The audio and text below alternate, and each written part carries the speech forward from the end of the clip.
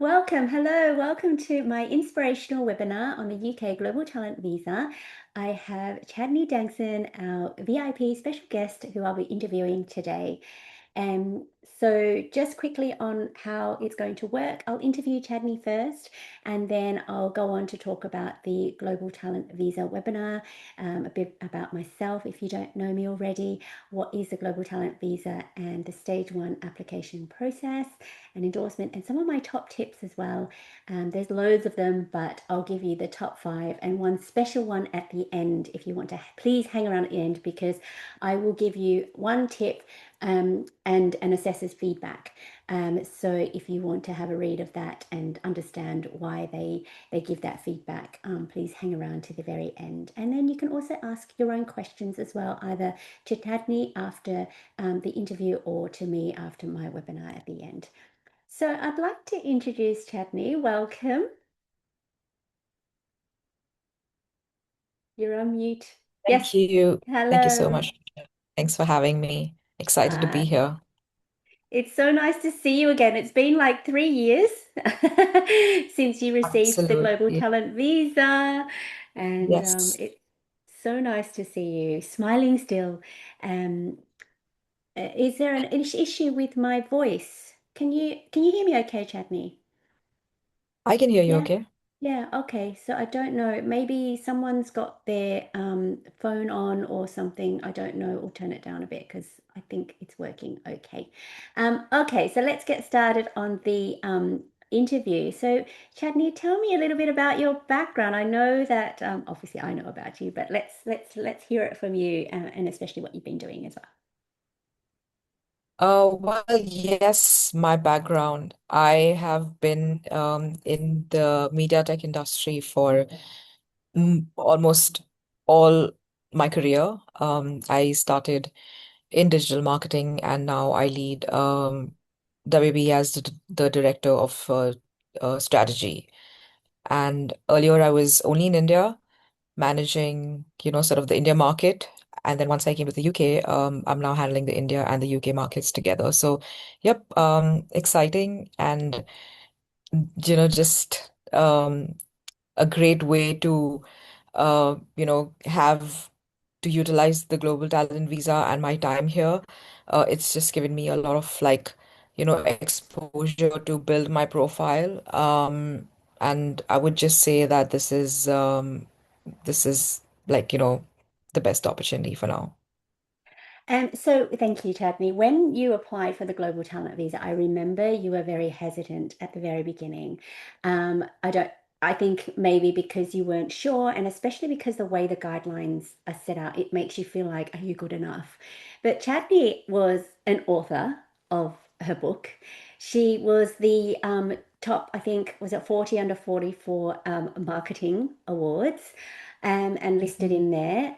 Chadney, you know, she has a very good education background. You went to Harvard as well. So there were so many great things that you had achieved, and we used all that to help you build your Global Talent Visa application. You were also on a podcast.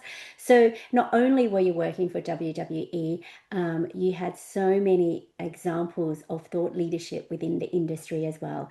And that was 3 years ago, and it hasn't changed now. It's actually, they want even more things, or obviously, they want you to show thought leadership in the industry alongside what you do in your job. Yeah, so why did you apply for the Global Talent Visa initially, Jenny? You were in India, you were looking at moving to the UK. What made you decide to apply? Um, I think I was always interested in exploring a market outside of India because I had spent so many years building my career and understanding the market there. Um, there always comes a point in someone's career where you always feel what next. And I felt like because I already started working with, some of the top companies at the start of my career, I felt like, I had spent 10 to 12 years, then working for only big global brands. And then there was not a clear answer to what next. So I just thought the best answer to that was to maybe go into a whole different international market. And then the global talent visa just felt like a very sought after visa. There was no uncertainty, long-term uncertainty with that one. Yes, so I guess that's the reason why it made a lot of sense for me and my profile. Um and yeah, I just decided to apply for it. Um and the rest is history. So you applied for it in 2023, so that was 3 years ago, and you got your exceptional talent endorsement, which is amazing because with the exceptional talent, the great thing about that is within 3 years you can apply for your indefinite leave to remain. Yes. Um, and you recently got that. That's so good. Like I can't believe it because it just feels like yesterday that you applied for the global talent visa, but it's been 3 years and now you've got your settlement. Yes. Absolutely. Even when I think about it, it just feels like a couple of months ago that I started working I on the know. global talent visa, and it's been 3 years. So time has been gone by pretty quickly, and I think it just comes at the blink of an eye.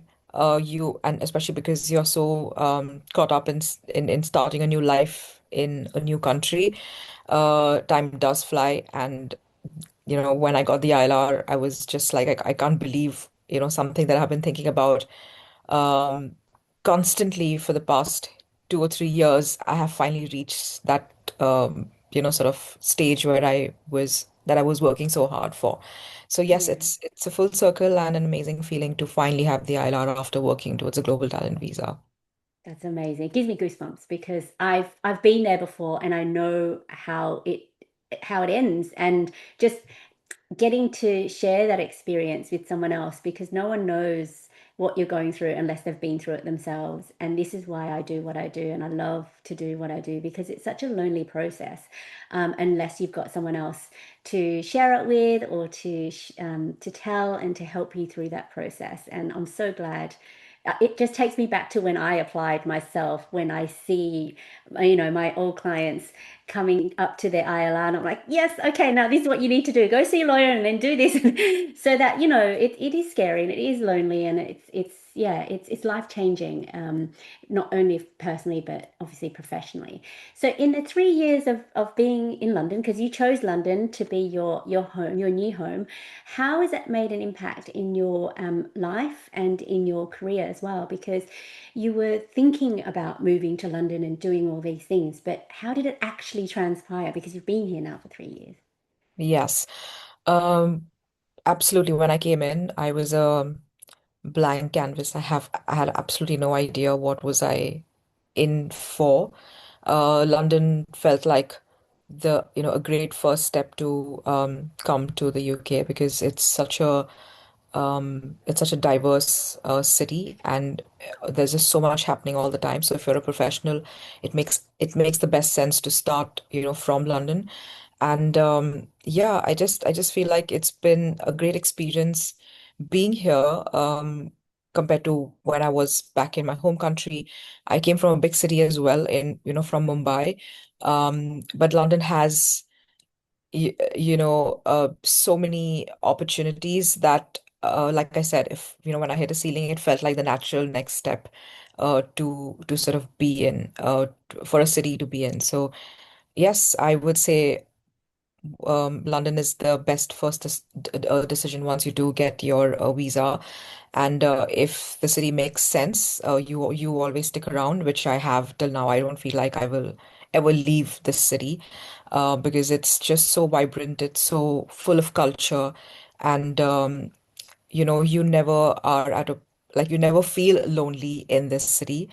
So yeah, I feel like that was a great start for me.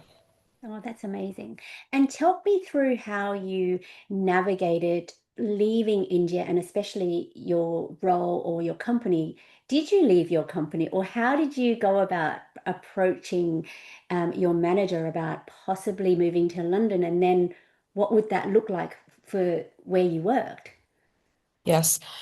Um, it wasn't an easy transition. There was a lot of convincing, sort of, and having and making a case rather to the employer. Um, UK, I was already managing digital strategy in India, was sort of, taking care of all the major communications, all the, sort of culture, I was acting like the culture bridge.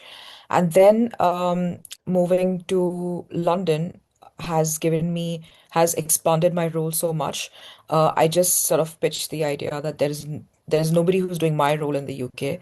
So that was a great starting point for me to, also sort of sort of show them that this is what I've done in this country. I would like to use the blueprint and apply in the other country. So if you've had a successful first couple of years, if you've delivered any successful projects, anything that has worked well in your current market, they are always transferable to another market when you put like a different culture backdrop. So because there was nobody handling digital marketing in the UK, it was just I just tried to make a lot of sensible points as to how it would benefit me being in this country. And then I think after a few conversations, they were convinced that okay, this is really going to work out. So that's how it went down.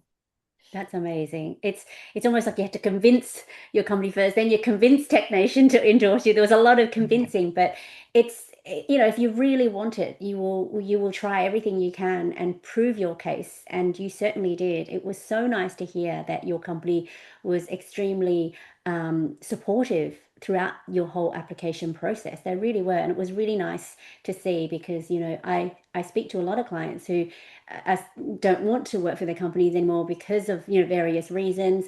But it was so nice and refreshing to hear that a company was so nice to you, supportive, and allowed you to move, and also had some really nice things to say about you. When did you apply for the ILR? So that was you got it in 2023, and you applied for it. Was it this year that you applied for it? Yes, I applied this year in June. Yeah. I got my global talent visa around the same time. So three Yeah. years I was able to apply for my ILR and Wow. just over a month ago. Wow, that's amazing. And you did have to sit one test. You mean the Life in the UK test? Yeah, Oh, yes. tell us about that. Because I think that's something that I didn't know when I applied for it. All of a sudden, I was like, oh no, there's this test that we have to do. Yeah.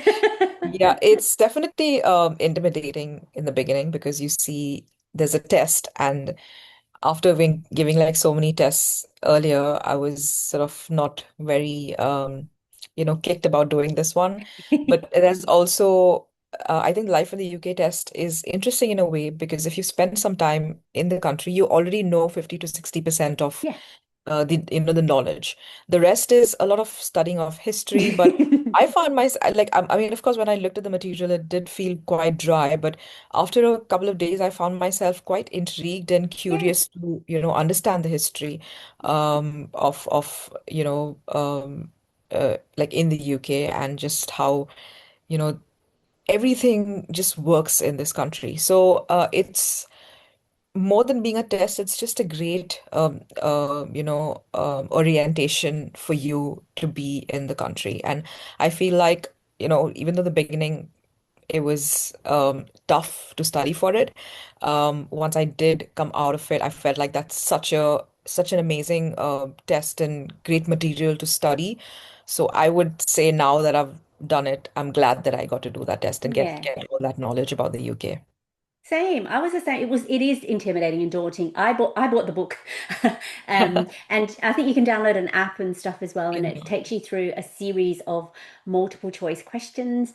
And I'm then I'm a yeah, visual learner, so I just do, the app. I could not have yeah. done it with a physical book, so that just Ah, gets a little bit. The apps are great. They keep you engaged. They have like mm, a quiz style, a way to teach you. It's also very interesting to learn from an app rather than, yeah. something which is like a little drier. And so if somebody who likes a little bit of, entertainment in their studies, like the Yeah. app is the best The one app's to, good. Yeah.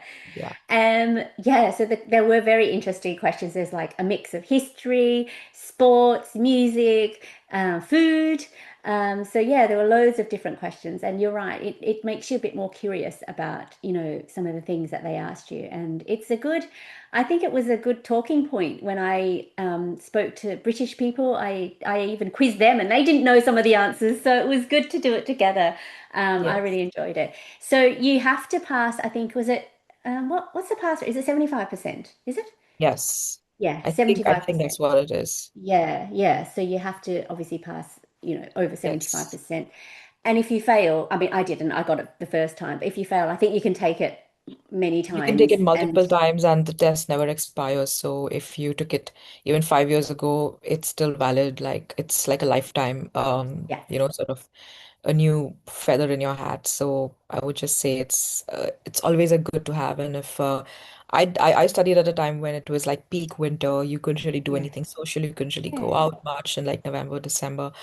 And the weather was not the best, and that was a great time to yeah. sort of when you're hibernating a little bit, you just try and get the study materials. So and even though I was not going to apply for my ILR till much later, I just felt like it's a great Yeah. window to just get it Mm. over with.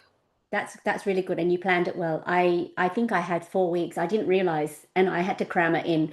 But I'm glad I did because I just got on with it and studied it. But I was a bit stressing out, and it was only at my when I applied for it, it was only £50 I think to book in for it. So has it changed?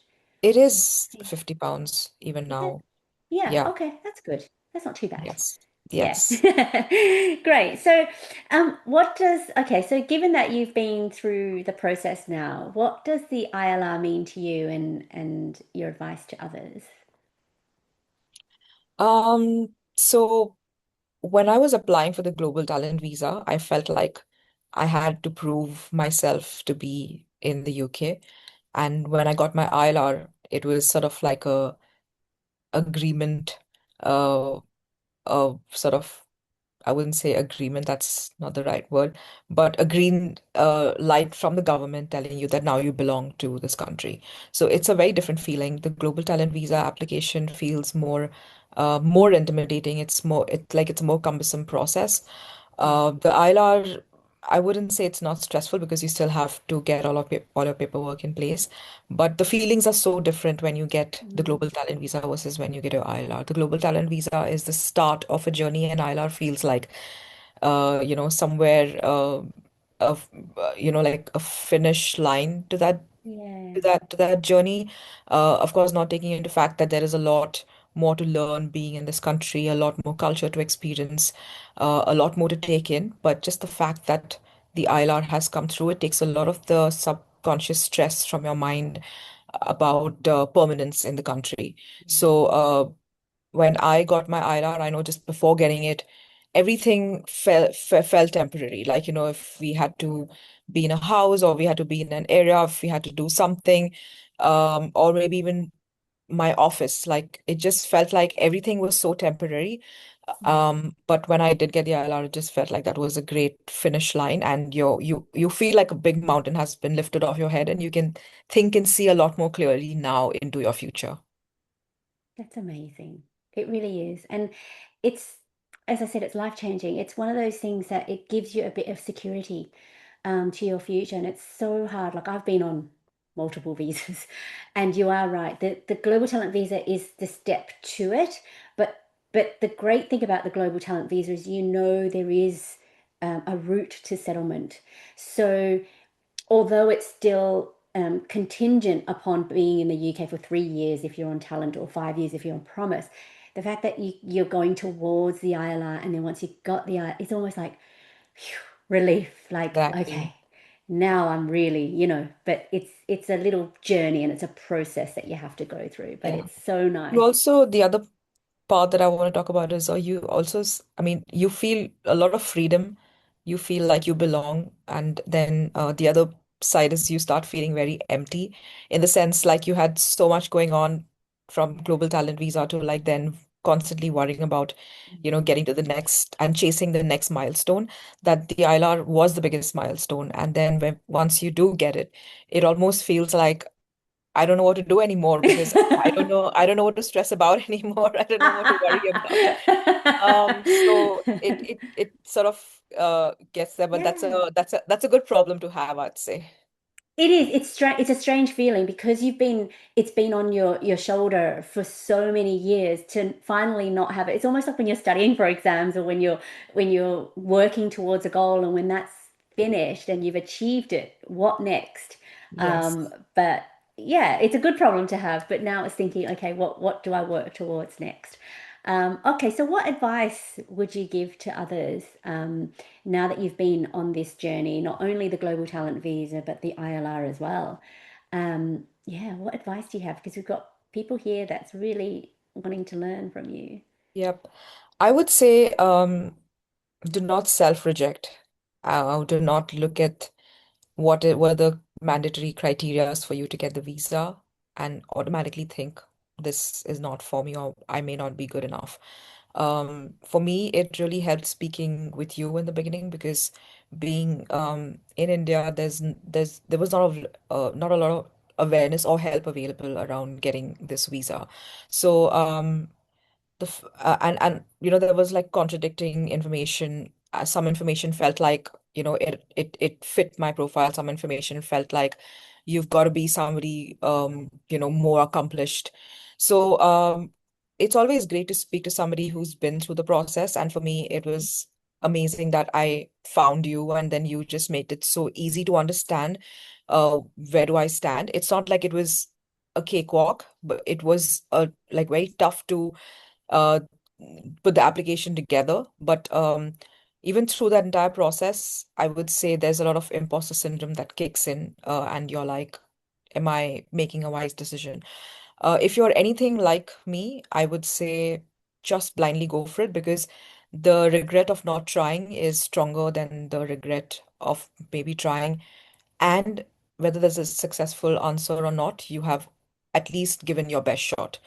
And yeah, the other advice is that keep great relations with people that you have worked with. They would be your, they'll be the ones recommending you, and it's always helpful. Like I had good relations with my colleagues and my boss from my very first job as well. So, I could always go back to them and have a word and tell them what am I up to and give me references because those become very important. Number three is always document all your important work. It's sort of like a nice feel good, document of everything that you have achieved in the past 2 or 3 years because we tend to forget, like in our day to day, we stop um feeling like it's a big deal what if any sort of career milestones have been hit. You don't give it, you don't put yourself on a pedestal ever. You are always like, I need to be better, I need to be good enough. But like for me, when I spoke to other people about what I've done, and you included, you made me look at it in a very different light. And I feel like anybody who's applying for the Global Talent Visa should not self-assess their work as well and say, I don't think this is good enough. Let somebody else decide for you whether this is good enough or not. In my profile, there was a lot of things to talk about. And when we had that discussion about what makes it to the final cut, you were also very selective about what made it to the final cut. Some parts of my career or achievements personally felt like like a bigger deal at that time, but the others did not. And then in our conversations, you found things that I didn't think were big enough, bigger than the milestones that I've considered bigger. So I would say it's easy to uh, just have that negative self-talk, but always talk to another person who will guide you, see what you have done, and give you an opinion on whether this is going to work or not work.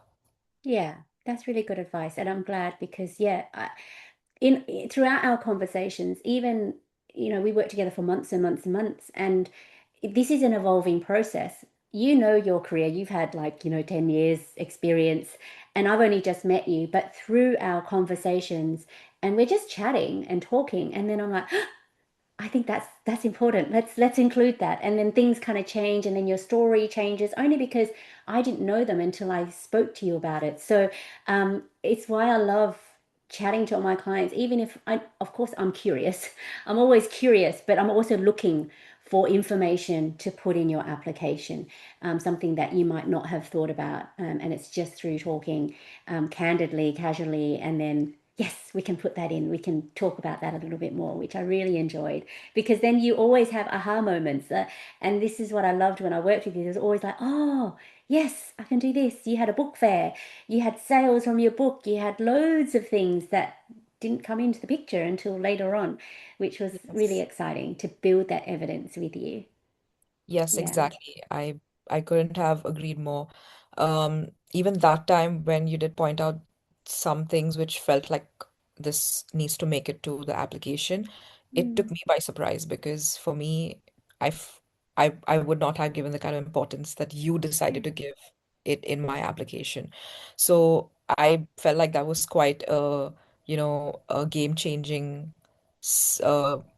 many sessions for me, the what we spoke about.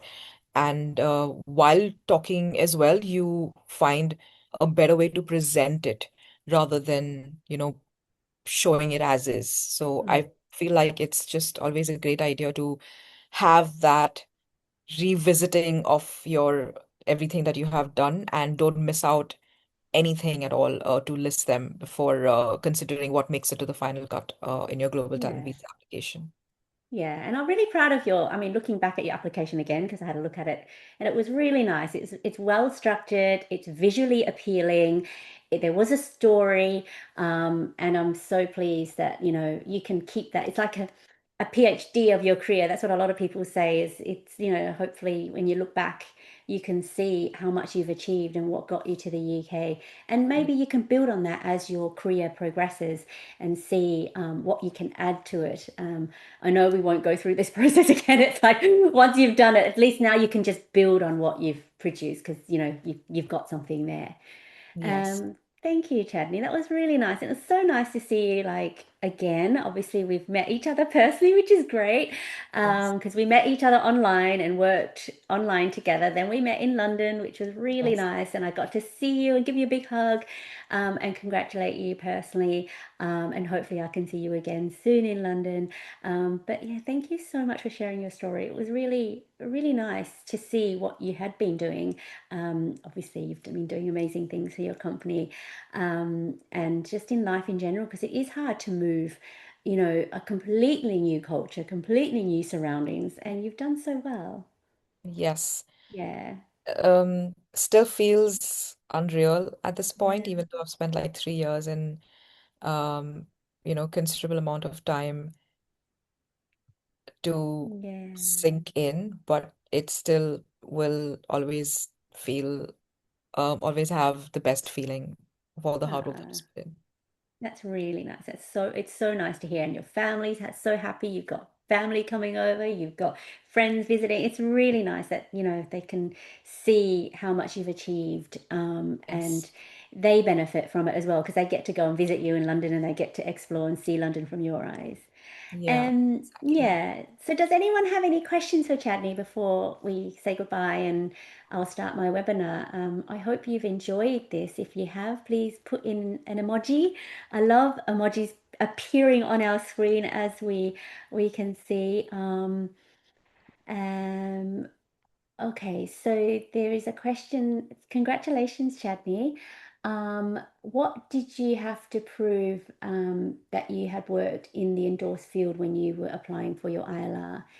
Um, yeah, so this is an ILR question that I Okay. can't answer, but yeah, Chadney, from your experience, because if you have any immigration questions, then you'd have to speak to an immigration lawyer, but Chadney can speak from her own experience. Just confirming the question, is this about me proving my work while applying for ILR? Yeah, so because we're on a global, when I was on a global talent visa, it's specifically to work in the digital tech sector. So Yes. when you apply for your ILR, you need to prove that you worked in the Yes. tech sector. I Yeah. wouldn't say the evidence that you have to prove during your ILR stage is as intense as the Global Talent Visa. I feel like Global Talent Visa is the step where you literally have to prove yourself and collect as much evidence, proof, um, recommendations, etc. ILR is a far easier process compared to Global Talent, but you don't have to show too much of evidence for ILR. You can just mention in your sort of self-explanation or mention it in the form that this is what you have done in the past 2 or 3 years that you have been in the country. If you've been endorsed under the digital technology route, then that's what you have to talk about in your application. I had a lawyer who pointed me in the right direction because when we do our work, we assume that the caseworker might already understand what is it, what your profile is all about, but they don't have the global talent visa, uh, sort of, your endorsement stage information with them at all. They completely look at the ILR application as a news fresh case, and it's a new caseworker looking at your profile. Uh, but I feel like the only evidence that I had to produce was my company letter, where they just mentioned that this person works for this company. She's, in this is her role, and that's it. Like that letter was super short and sweet. I don't think they asked for any more evidence to produce at the ILR stage. Okay. Yeah.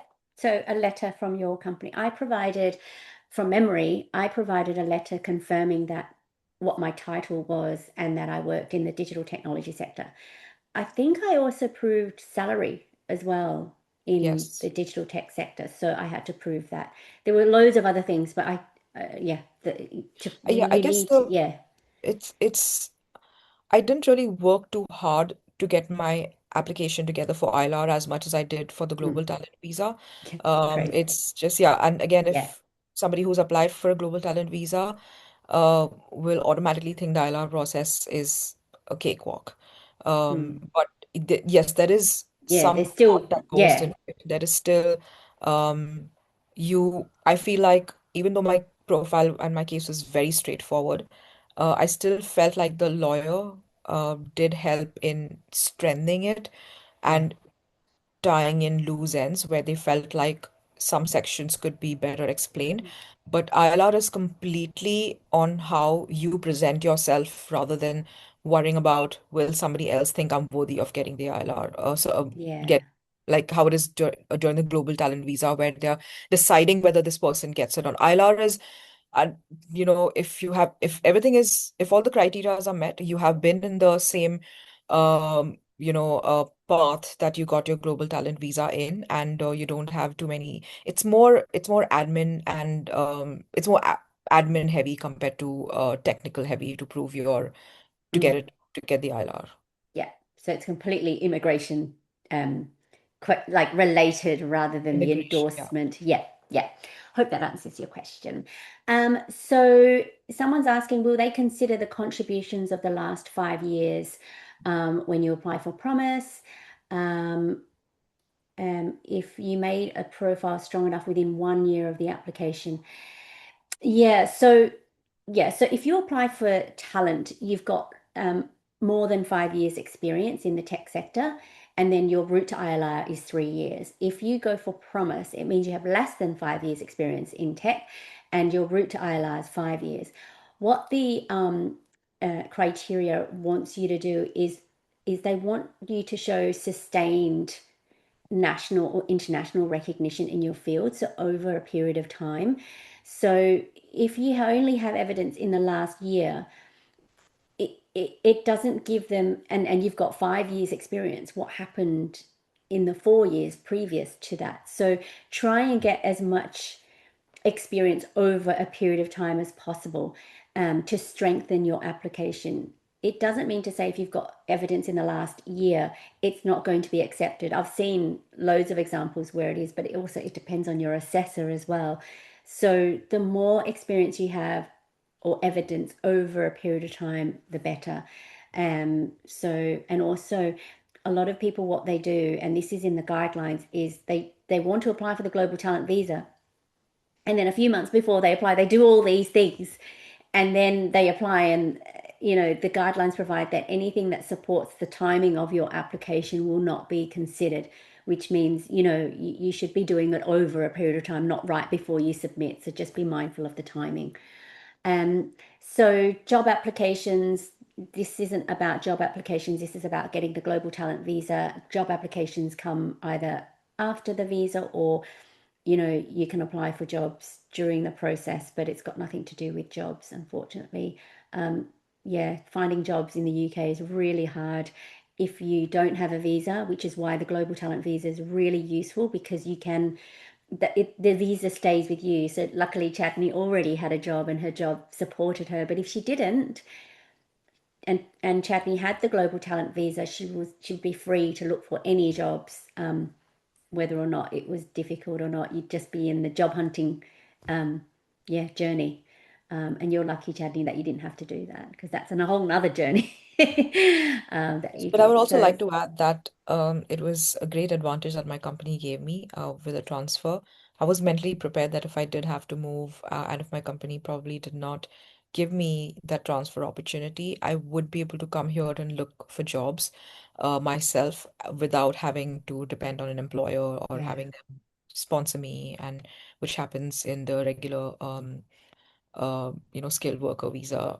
And so I would say yeah, even getting that global talent visa ties gives you a lot of freedom with like job yeah. search, to start your own thing and you're not dependent on anybody else. Yes, and that's a huge thing. When I got my global talent, um, the visa didn't really matter because it stayed with me. So I was able to find lots of jobs doing a few things here and there because I was working on my startup. But then I took a break from my startup and I was a community manager at an accelerator for 3 months. And then went back to my startup and then I worked for a university covering a maternity role. And it didn't really matter because I had my own visa, which was really good. It gave me, a taste of what it was like to work for a company without, being sponsored by them. And someone's asking, it's really hard to find reference letters, um, and what's the best way to go about doing it? And Chadney did touch on this, and that is, maintaining good networks. Um, I mean, your letters don't always have to come from your companies that you work for. In fact, now what I'm looking for, especially the guidelines haven't changed that much, but the assessors are assessing in a different way now. What they're looking for is experts in the industry talking about your national and international recognition and not necessarily about where you work. So if you were involved in any community organizations, um, any contributions to the tech sector in any way other than your job, those organizations can also write your letters of recommendation because it shows your leadership and contribution in a different way to the tech sector, not just for your company. So that's a top tip for me as well, is look beyond your company because you have to provide 3 letters of recommendations by experts in your field. If they were all from your company, it only kind of gives the assessor perspective about you as an employee. It doesn't give them a perspective about you as a leader in the field. So I like to mix when I speak with my clients. I like to mix the letters from different people. Um, so not just your employer, maybe one letter from your employer that you've had a lot of experience with, but you know, use different people from different organizations to help you. Um, yeah, so that's my 2 cents. You had quite a few letters from different people as well, Chadney. I remember. Yeah. Yes, I did get one or two professional letters, but the others were just um people that I had good relations with from my past. I got my ex-manager to write me a recommendation letter. I got a university professor to write me a recommendation letter Oh, as yes. well. Yes. So I felt like even in the beginning, um, it was intimidating to collect reference letters. I don't think we love to go out there and tell people to say nice things about us. That was Yeah. not. Especially people that you have worked with and not gotten in touch with them for years, and then Yeah. suddenly you go to them with like an ask. Feels a bit, Yeah. Cringe. I'm being a little selfish. But I would also say that it's, I mean, it was easier once we spoke about who qualifies as a person who can reference you. Because earlier I was just thinking one or two people, and I didn't probably have Yeah. great relations with them. So I was stressed out that, I may not get the correct recommendation letters. But then the more we discussed, like, I didn't think the university professor would fit, to Mm. be a good fit to give me a recommendation letter. but we discussed and then we dug out who else could be. I sent you a couple of profiles of people who I thought had my best interests in mind and would be very happy to endorse me. And then you went through the list and what they did, their designations, and then you pointed out that these two or three people are going to be enough for to get the recommendations from. So I would say always don't think of the obvious list of people who can give you recommendations. Look further beyond that Yes. list as well, because somebody surprising in your network you may not have even thought of could be a perfect fit to write you a recommendation. Absolutely. That is, yeah, that's key. That's why I like talking and just exploring and keep asking the questions and digging through your brain from, 10 years ago, 8 years ago, whatever. There will be someone. Okay, so one last question before I move on to my webinar. Um, the people who give recommendation letters, a lot of people get stressed out about, oh, they've left the company, and they're no longer working there, or they've left the country. Do they have to be in the UK or do they have to be in the country? No, they can be anywhere. It's just you need to figure out, like, obviously you need to explain how you met them to begin with, and then how why they think you're a leader, and giving specific examples of your leadership and your or national international recognition in the field. But just because they're in another company or another country, your relationship is still there. So definitely don't rule them out. And that's, something that we talk about is don't rule anyone out, put everyone in the mix. And then unfortunately I do have to go through a process of elimination, but it's just the way that we have to do it, is put everyone in the mix, and then we really sit down and discuss, okay, who's good for this story and to tell that story. Because yeah, you want your application to be about your whole career, not just about a single place or a single time in your career. And then together everyone's input will make a really good story for your application. And I think that's, yeah, that. And then when we're finished with your application, you've got 15 pieces of evidence, and then I want you to sit down with a cup of tea or a coffee and just read through it and just look at everything that you've done in the last few months. And then you can really see the story come out through all the letters, through all your evidence that you've collected. And you got your global talent visa endorsement, what, in 8 days? That And how was many the months did we biggest spend? surprise.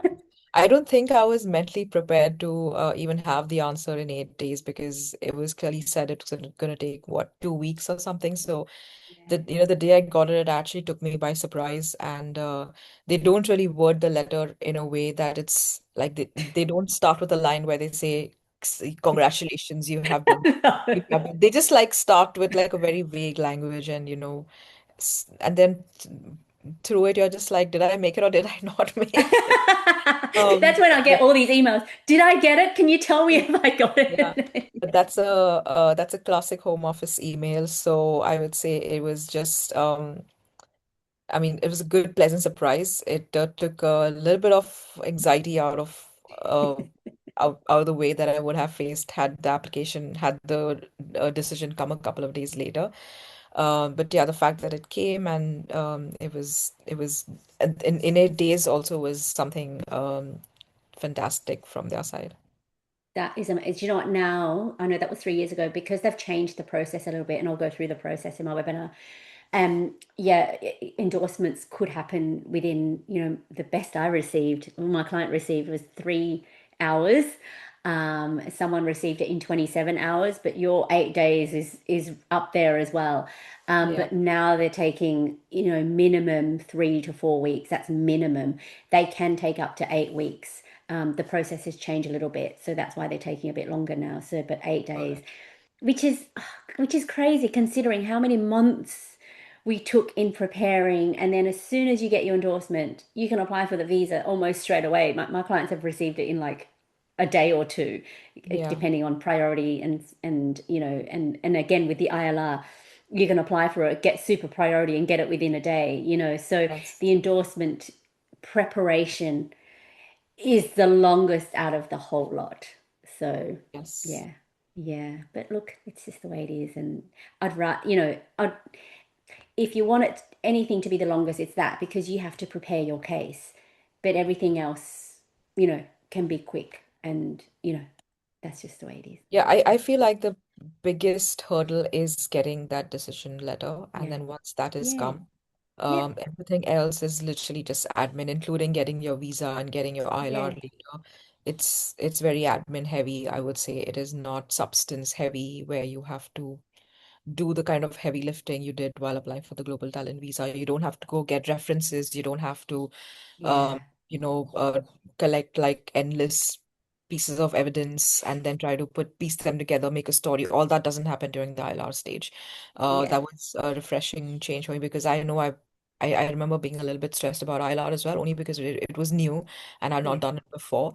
To that, I think the best way um, to make both the processes a little easier, peaceful, less nerve-wracking is have a coach for your global talent visa and have a lawyer for your ILR. And it's the two biggest important stages of your life in the UK. And you don't want to try to be, I mean, confidence is good, but because these are very important, stages, it's just always good to have somebody by your side who's looking at your profiles and giving you the best way forward. And I feel like it's just uh, always good to have a second pair of eyes on everything that you're submitting. I had made my submissions, and even though I'm confident with my attention to detail, I still, I still had missed out and not pieced things together as seamlessly as they should have been pieced together. So Mm. I will never not like I will never advise anybody to go through these stages by yourself, because it's more for your mental peace than Yeah. saving a couple of bucks and saying that I'm going to do it by Yeah. myself. Yeah, and I would agree. I mean, I'm a lawyer by background, and even then, I got legal advice for throughout my process as well, even if it's just an initial conversation with an immigration lawyer, which I got for my ILR, for my citizenship, because it is admin heavy, but the danger of not getting it right is just it's too stressful. I'd rather be yeah, I'd rather not have the stress of getting, all these questions back than the stress of just paying for the legal advice and just be done with it and getting the right advice. So, and that's, I mean, I got legal immigration advice for my ILR process and the global talent visa process and the citizenship process. But then I'm an Irish citizen as well, and I got immigration advice for Irish citizenship. Even though, there's loads of forums and loads of places where people say, I did it myself and this, that, and the other. Good for you. That's your decision. But for me, I got legal advice because I just didn't have the time or the inclination. I'm so glad I got the legal advice because they go over and above. That's their job is to go over and above and make sure that your application is correct. And looking back, especially with my Irish one as well, what they put together was definitely not what I would have put together. So I'm pleased that I did that and with my ILR and British citizenship as well. So yeah, that's my top tip as well. So we've gone way over, and I still have to run my webinar, and I hope people can stay around. If you can't, that's absolutely fine because this is recorded. So I would like to now close this out. Poor Chadney, she's got to go back to work. But I wanted to say thank you to you so much and congratulations again. Every time I see you, it's just really nice and really looking forward to hearing more of your updates for your next journey because this is a journey. Life is a journey, and this process is one that you will never forget. And I hope that Yes, you'll never forget me and I'll never forget you. But it is absolutely. lovely. I feel like it's um uh, you've been such an important part of that application process, and it's a big achievement in my life. So I would wish everybody here all the best in their applications, and please have Michelle by your side because it's, after a point, uh, just just so invaluable to have her take a look at everything, and it just makes everything a lot easier.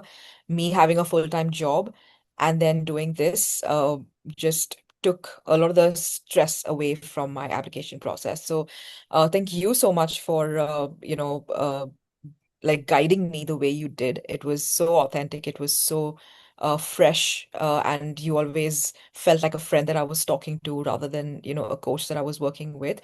So yeah, I'll forever be grateful, and I just hope that others take this opportunity and have Michelle take a look at your applications and things. It's just you'll realize when you go and have once you get on the other side, if you do have a successful application, what an amazing experience and a great decision it was to have a coach by your side. So Thank you. that's what I would love to say.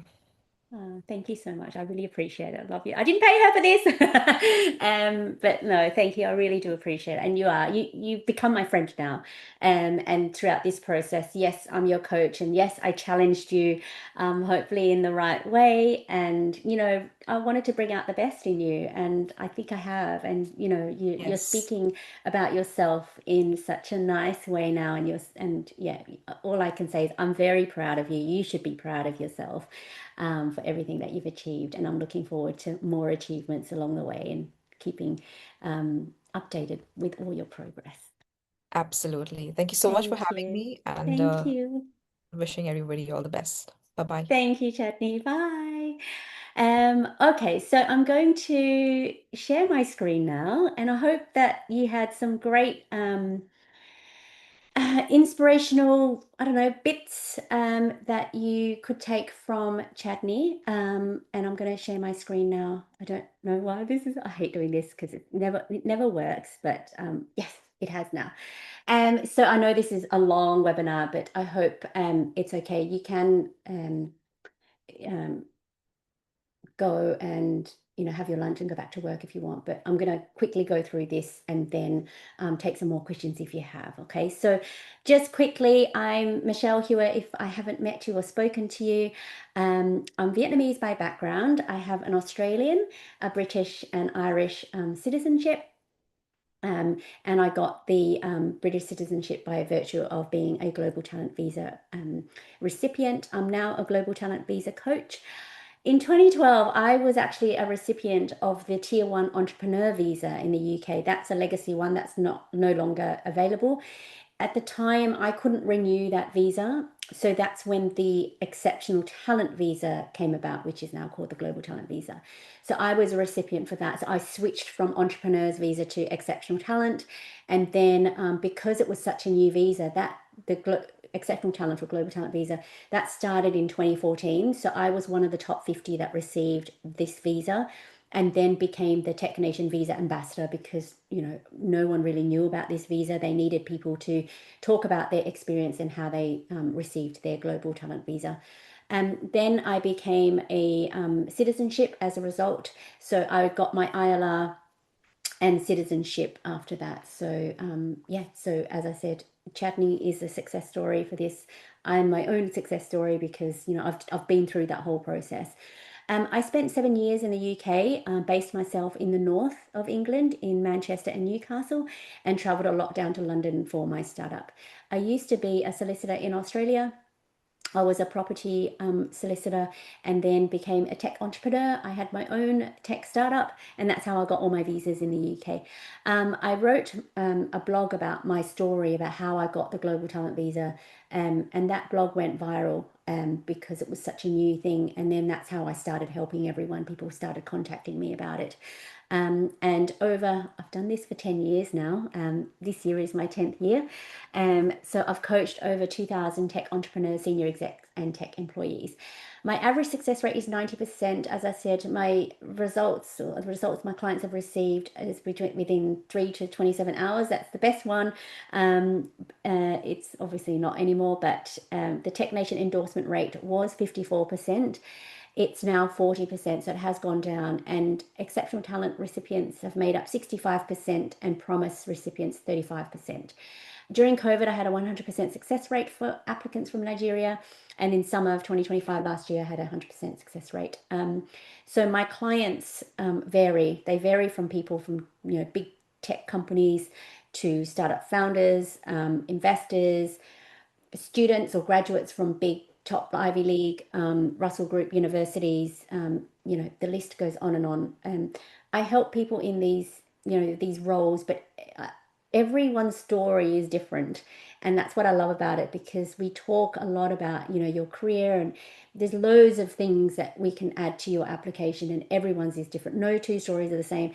People want me to share my clients' applications. Obviously, I don't unless they consent, but um, everyone's is different, and it's really difficult to share, one person's application. If they agree, that I can share it, but sometimes it can be even more confusing. So I don't like to share, but I'd like to build your evidence, because it's your story. It's from your background, your own background.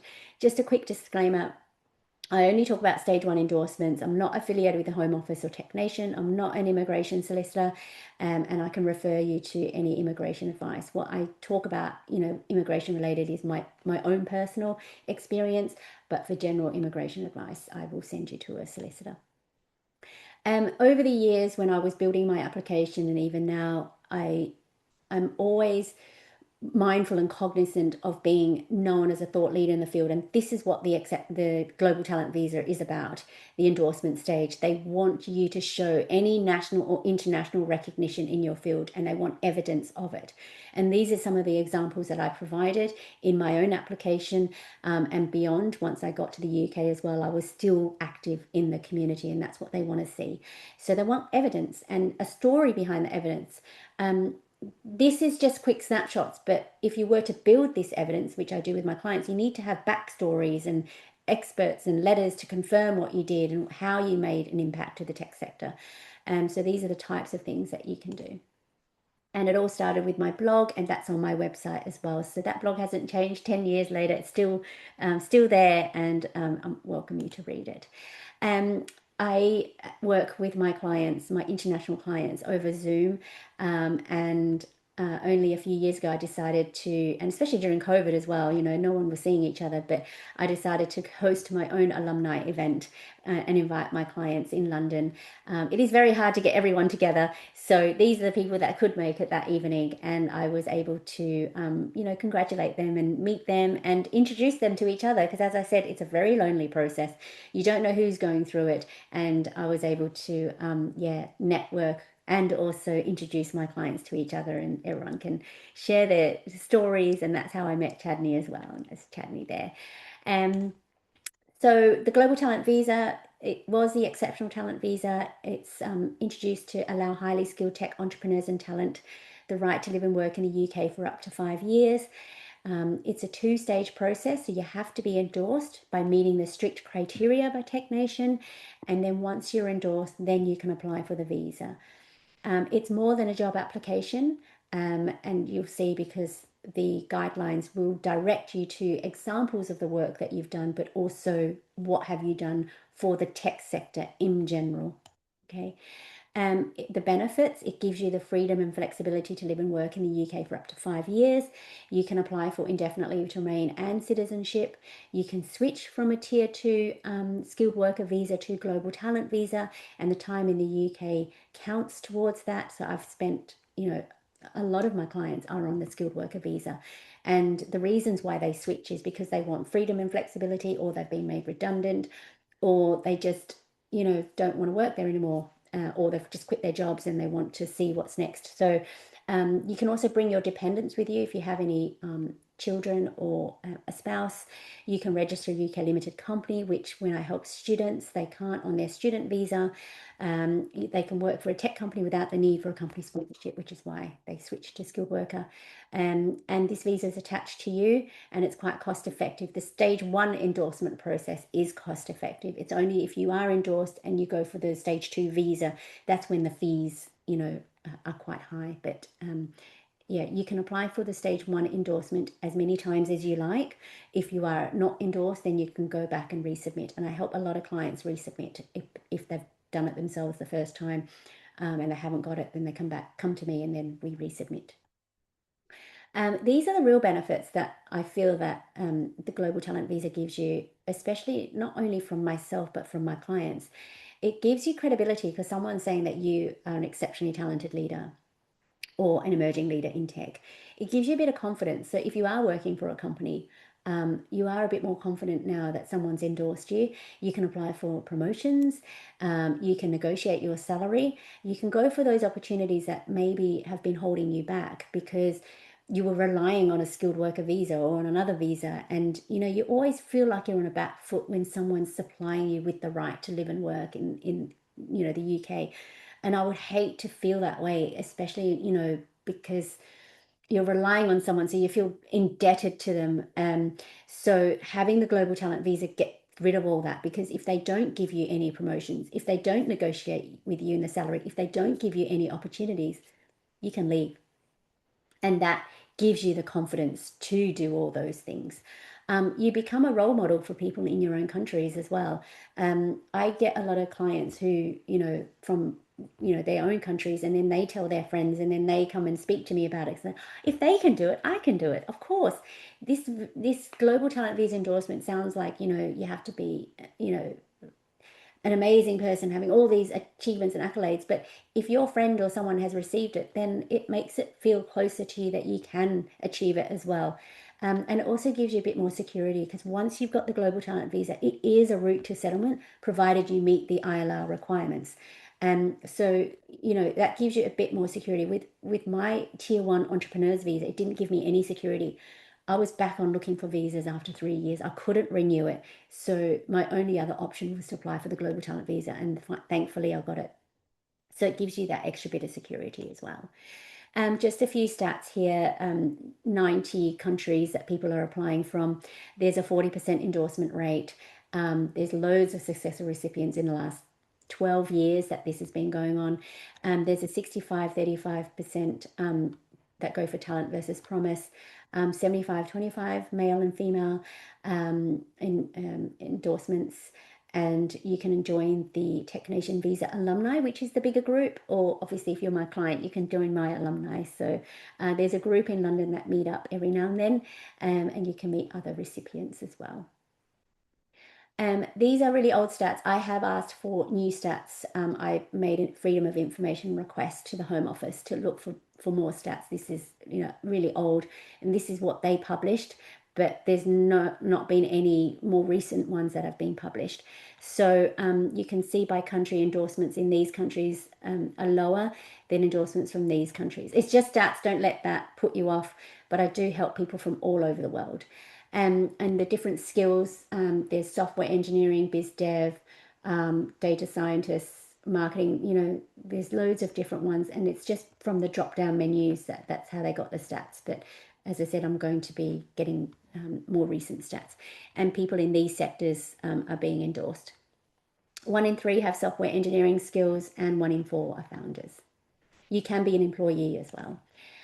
So these are some of the stats for when the amount of people who applied over the years. So you can see it's increasing every year. More people are applying, and was down here. So documents. You need to provide 15 documents. They must consist of your CV, personal statement, and 3 letters of recommendations by experts. And then you need to produce 10 documents, and they consist of mandatory and optional criteria. You can apply for talent or promise. Those who apply for talent should have more than 5 years experience.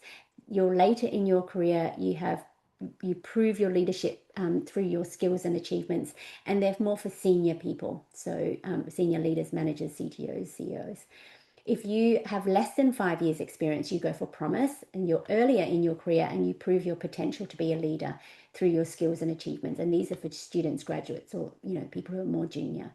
They still want to see evidence of some leadership. It's just not, a lot of leadership like you would for talent, but you still have to show emerging or potential leadership. So you still have to go out and still speak at events and write articles and do those types of things. You have to show something to show that you are an emerging leader, but it's just you haven't got more than 5 years experience.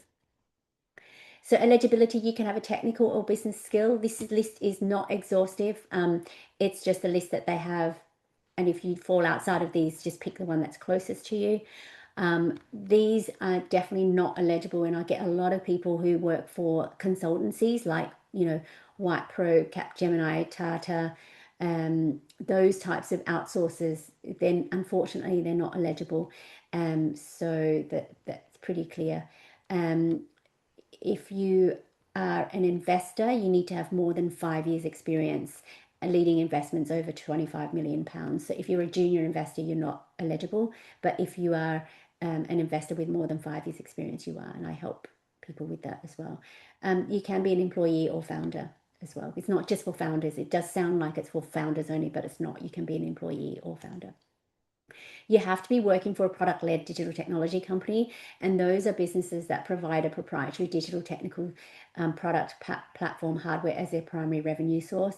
So if you work for or are a founder of a digital tech company that develops its own products for customers, then that would be considered a product-led. So if you apply for talent or promise, you need to select mandatory, well, you have to pick the mandatory criteria because it's mandatory. So that's the leadership. So you need at least 3 documents or 3 examples per criteria. The optional criteria, you need to select 2 out of 4. So you need to show innovation, any volunteer work that advances the tech sector, any commercial, technical, entrepreneurial impact, or any academic contributions. A lot of my clients pick the top 1, 2, or 3, and out of those 3, they pick 2. Myself, I actually picked number 4 because I was working with a university for my startups, so that resonated with me. But generally, my clients pick 1, 2, and 3, and 2 out of those, and then they have to pick the leadership. And out of the 10 documents, as I said, minimum 3. So 3, 3, and 3 documents per criteria, which leaves it to 9. And then you just put an extra document against the criteria that you've already selected. So 4, 3, and 3, that makes it 10. So this is the process. There's 2 steps for the first stage. So I only help with stage 1. It's £561, so that's the application fee. You pay and apply online at the Home Office. Okay, that's the first step for stage 1. The second step for stage 1 is then you email your documents to the Home Office, all 14 documents, because you fill out an application form and you put your personal statement in that application form, and then you email your 14 documents to the Home Office, and the Home Office will manually check that.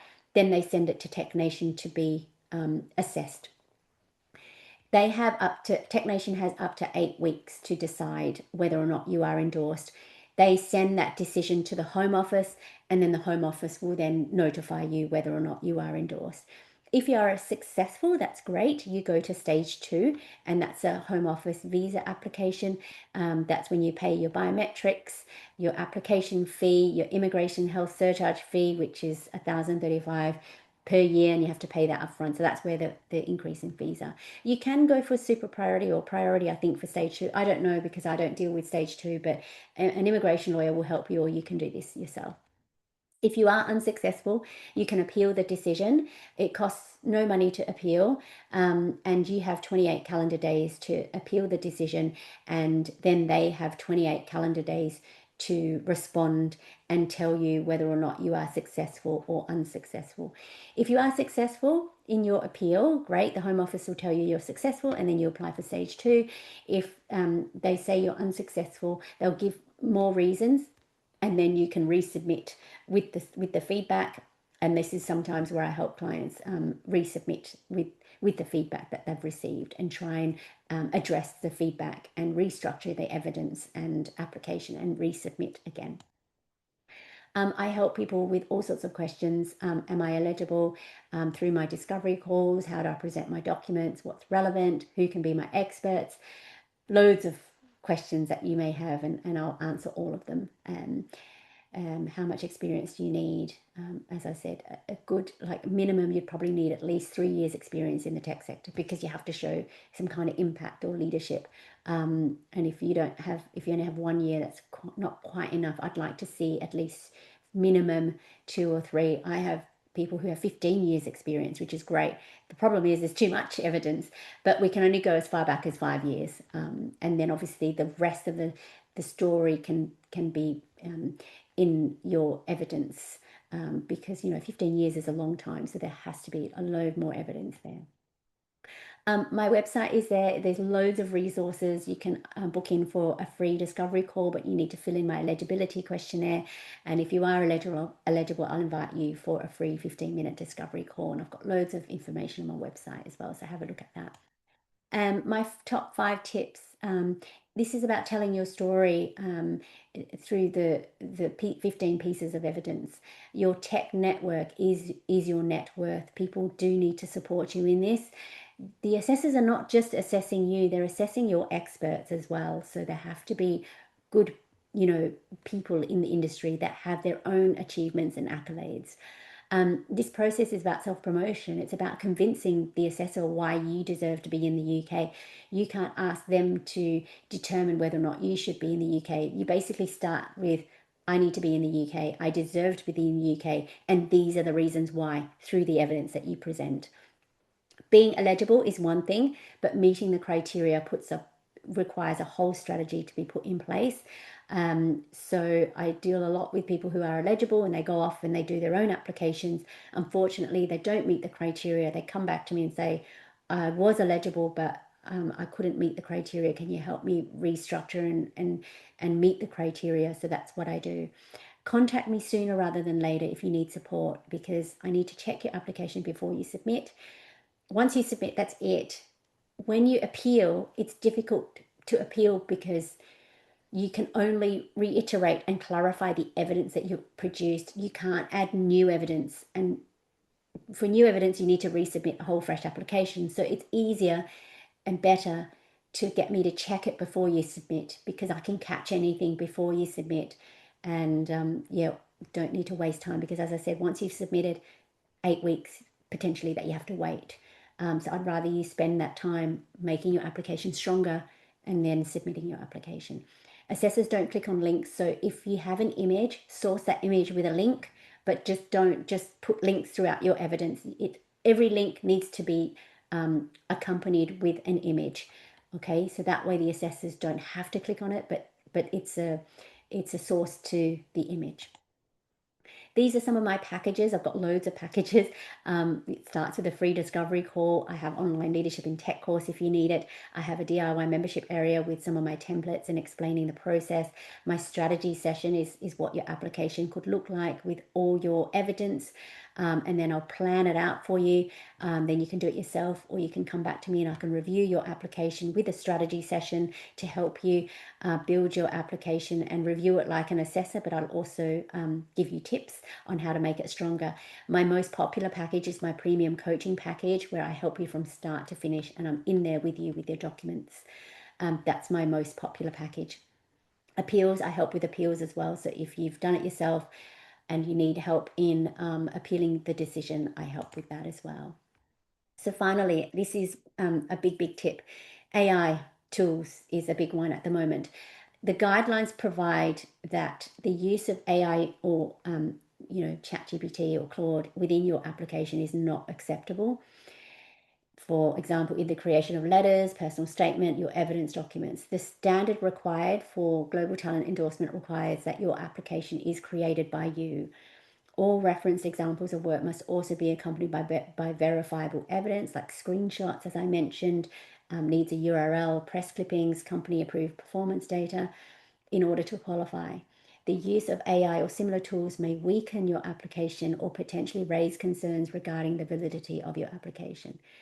I know when people use AI tools, I read through so many applications that there are certain words, certain ways it's structured. I can tell. I don't use AI tools, but I can see and tell when people do use it, because it has a kind of way that AI does write in the language. So I can tell, and so can assessors. They may even put your application through an AI checker, which I've done as well. And this is one where a client has come to me, was rejected, and this was his feedback from an assessor.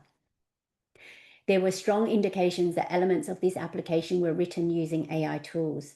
This goes against the visa guidance and impacts on the credibility of the application. They had a lot of other things wrong with their application that the assessor provided feedback on, but this was something that the assessors raised.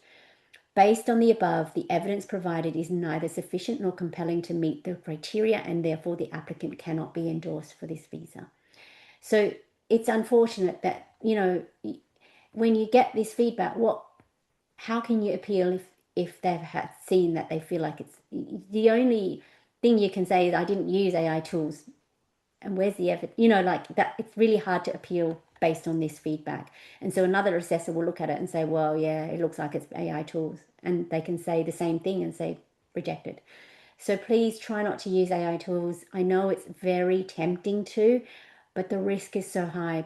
Please try not to. And when my clients come to me and I see AI tools, I rewrite it. It's not worth the risk. So that's my final tip on the Global Talent Visa. I've got loads of tips, but that's the biggest one. And I hope that this webinar has provided you with a lot of insights and knowledge to help you proceed with your Global Talent Visa applications. If you have any questions, please put them in the chat now. Otherwise, you can email me, you can fill out my questionnaire. Someone's asked for help on jobs.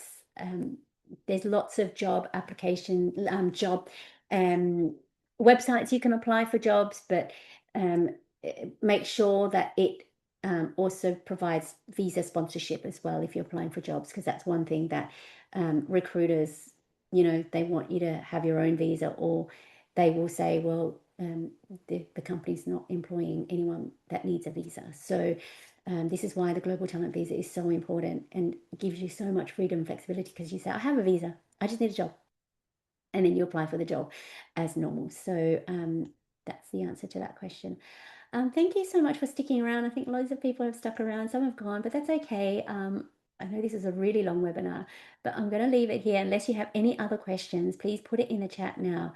But if you have any feedback, that will be great as well, because I'm talking to the abyss here. But I do love speaking about this. I've done this for 10 years. I know the ins and the outs. I've read so much feedback from assessors. And as I said, each application is different. Sometimes assessors are different as well, and no two assessors are the same. So I have to give you as much um, um, feedback and, um, give you lots of options and say, well, this assessor said this, but another assessor's passed it. So let's talk about the risk. Let's de-risk your application as much as possible. And that's what I'm here for, is to help you navigate that, because you probably would have done this only once or twice maybe, but I've done this many, many, many times. So together we'll figure it out, because it is your application at the end of the day. I'm here to help guide you and coach you and identify the risk. And between the two of us, we have to mitigate and minimize the risk of an unsuccessful application. I never guarantee endorsement because it's up to the assessor, but I can guarantee you the strongest application based on the evidence, the risks that we discuss. Um, so, yes, the Global Talent Visa does support researchers in a certain way. There is a criteria for academic contributions, and I've helped researchers. You've got to obviously have some kind of publications in journals. They typically, and this is not in the guidelines, but this is in the feedback that I've received from assessors, they like you to be the first author. It would be very helpful if they put that in the guidelines, but they don't. I have only just discovered that through assessors' feedback to say that they need to be first authors. So that's another top tip that's not in the guidelines. So if you have evidence of working for any companies, product led, but if you're a researcher, it really depends. So contact me, fill in my questionnaire, and then I can help you through your application if you'd like. But if researchers, yes, but there is a special route for researchers. It's a global talent visa route specifically for researchers as well. So you might have to look at both and decide which one is best to apply. And I help some people with that as well. But if it doesn't relate to digital tech, I will say, look, I think you're not a good candidate for digital tech, so go look at the other route. So I can assess you under digital tech, but with the research route, that's a whole nother route. You might need to find your own legal advice or own, coach or whatever for that particular route, but I can have a look at it from a digital technology perspective. Okay. So can we use ChatGPT to finalize for CVs and content? Yeah, well, that's a risk. That's what the guidelines say. So it's up to you if you want to use that for your CV. But all I can say is the guidelines say this. You know what the risks are. You can still do it if you want to, but know that that is a risk. And that's a call that you need to make. Um, yes, so if you've got international publications, yes, yeah, if you want to have a chat to me, please do, and then we can look at your application specifically. So you look like a good candidate, but then obviously you have to meet all criteria, not just one. I had clients that met two and not the third one, and they were rejected. So you have to meet all three criteria in order to be successful. It looks like you have a good one for one criteria, but we need to look at the others as well. Okay. So just email me. I'll give you my email here and feel free to email me. Otherwise, yeah, I think I'm sorry I went over. I have a meeting. But I know I do go over, especially when I interview my clients, because it's so nice to just have a chat with them. And I hope you did find some really useful insights from Chandni. She's amazing. She's, a great role model, always happy to have a chat and go through her process. Because, yeah, it even just talking to her, she remembers like it was yesterday, because it is one of those things that you don't forget. Even though I got mine 10 years ago, I remember it like it was yesterday. I even remember when I received my endorsement, exactly where I was, exactly how I felt. It is life changing. So, yeah, that's it for me. I think I've talked too much now, and I wish you all the best in your application. And please feel free to email me. But best of luck, and hopefully, I'll see you or talk to you soon. Thanks for coming. Bye.